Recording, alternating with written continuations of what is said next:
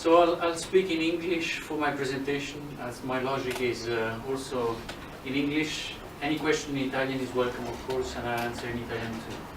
So the purpose of my presentation will be primarily not to run the model. Yes, if it works.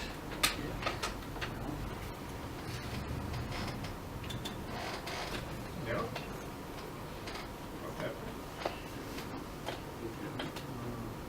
Escape. Okay. So try, please. Yes. Okay. Okay. We'll not to go into the logic of the model. The specialists are there, front stage, but to give you the strategic intent and why.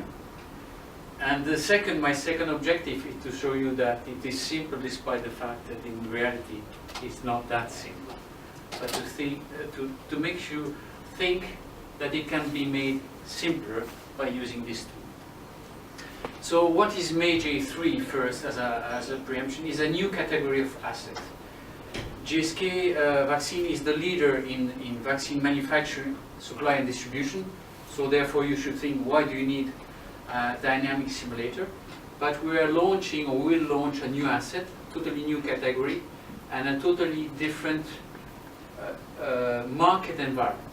Different customers, different network of distribution, and therefore we need to integrate an existing manufacturing network with a new distribution model. So the primary focus is there. So indeed, we are putting together two of the elements that Andre mentioned. Manufacturing, with its logic, very process-oriented, with a distribution which is not so much process-oriented, but epidemiologically disease-oriented or human behavior-oriented. And it's putting those two elements together that is the novelty in this model. So, what are our needs? As we said, first of all, we need to define a new supply chain, and once it's defined, we need to utilize that model to make sure that we can adapt the parameters, see the impact of those changing parameters on our KPIs.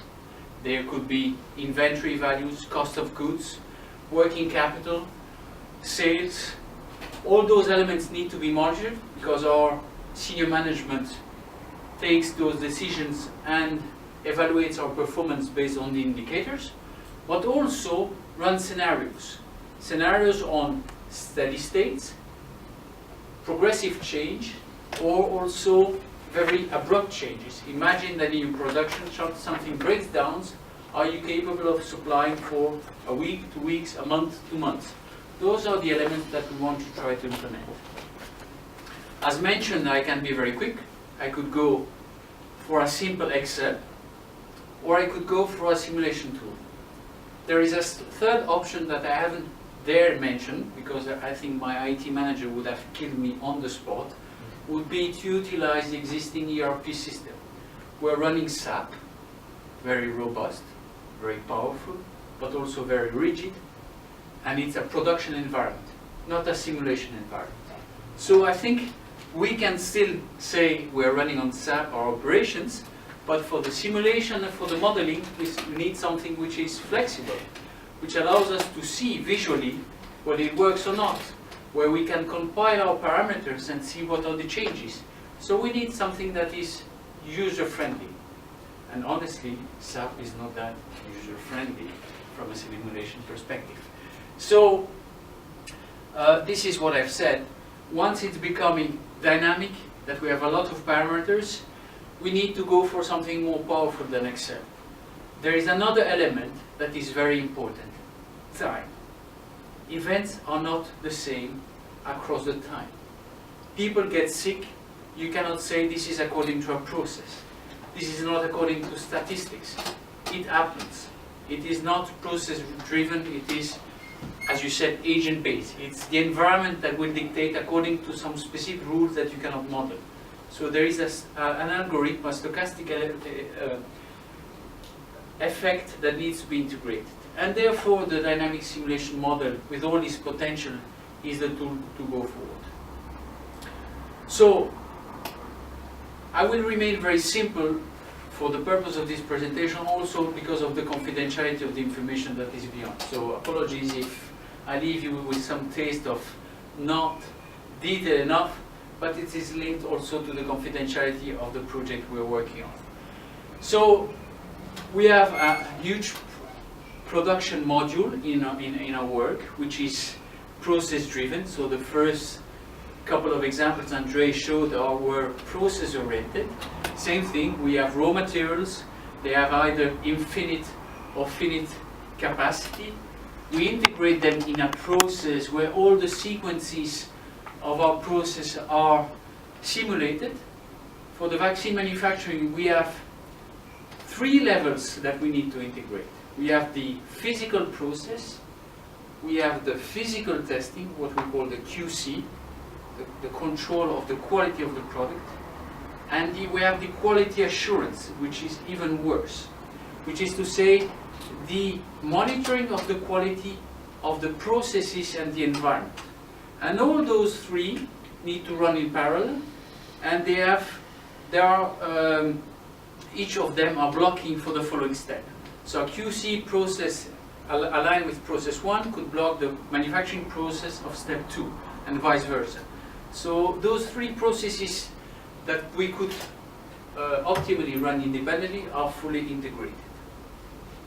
So those processes will provide us the input for the distribution model, which will supply locally, and there we have a more human model that will dictate the demand and feed back into our model. So this is a schematic, and hopefully Luigi will show you in the model afterwards how it looks like. But we have a lot of policies and constraints that make this process extremely complex. The way we ship, the way we produce, the fact that there are human people working on those processes, so you cannot have them working 24 hours, that they have a learning experience, that they work per batch. All those elements are integrated in our process. The other complexity in our production is that we work not in a continuous flow of production, but by batches. Every time we manufacture a batch, a lot. And this batch needs to be released. So there is a release process which is per batch. So we are not working on a continuous flow where we are changing parameters per batch. You could have a batch failure that could impact the overall supply continuity. And then we have the distribution. For the sake of this model, we've taken a fairly simplistic diagram because it will reflect the potential model of our first market, the US, where we'll have a simple inventory locally that will be replenished by our central warehouse in Europe. They will supply directly to the customer because of the sensitive nature of the product and because our customer is a sick patient. It's an hospital, it's a clinic.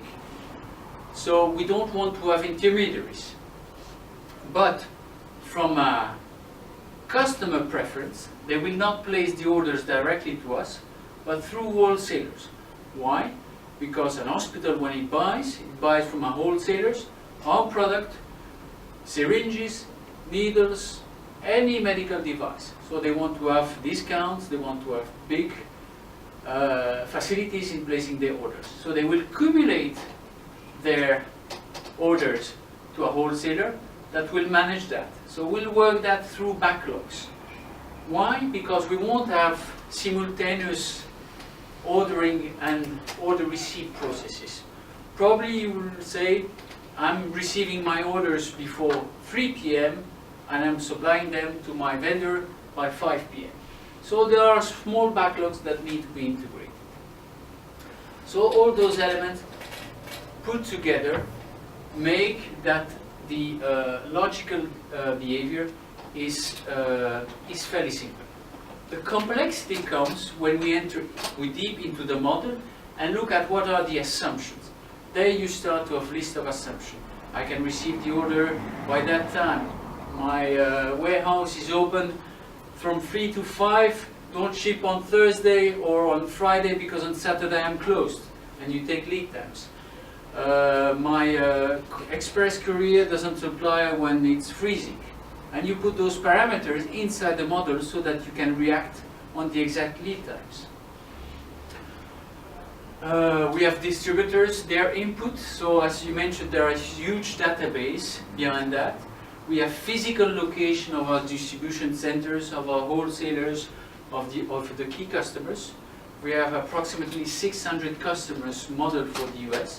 Those are primary centers for administration of this novel drug. And we have all the parameters associated with each of those distribution centers. So the complexity was really to match those two models in a single model. So what we put in place is also service levels. So we know that the purpose of this model is not to say, I'm comfortable because I know it's going to be running. This model is supporting a business incentive. The business incentive is our selling proposition. Today, this novel drug needs to be supplied to customer within 24 hours. And we want to be 100% reliable. How can we manage that? By looking at the model that simulates the steady state, but also simulated the impact of disruptions. Because part of this element will be very important. We are defining a steady state simulation, and that's what Luigi will run in his first model. Then we'll create some change. That change could be a production change, a distribution change, but also a regulatory change. So I've tried to be as condensed as possible to allow Luigi to run the model, because this is what I've been working for the past months. So Luigi, I'm giving you the hand. Thank you very much. Anyway, of course you can comment it as well. And